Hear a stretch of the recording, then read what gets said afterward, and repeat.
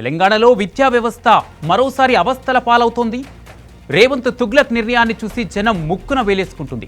ప్రభుత్వ విద్యా విధానాన్ని నాశనం చేసేలా రేవంత్ సర్కారు చేస్తున్న వ్యూహ రచన టీచర్ల మధ్య అగ్గిరాజేస్తుంది.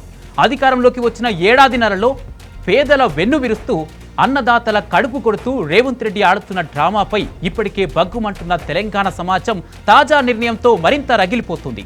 ఓటుకు నోటు కేసు కుయుక్తులను విద్యాశాఖలో అమలు చేస్తున్న రేవంత్ తీరును చూసి బగ్గుమంటోంది.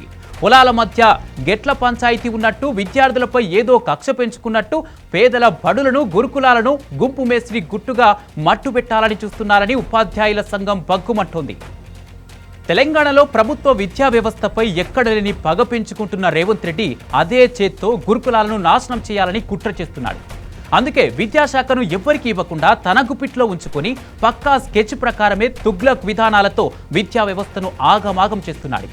గురుకులాలను ఇప్పటికే సర్వనాశనం చేసిన రేవంత్ రెడ్డికి పేదల బడులపై, పేద విద్యార్థులపై కసి చల్లారినట్టు లేదు.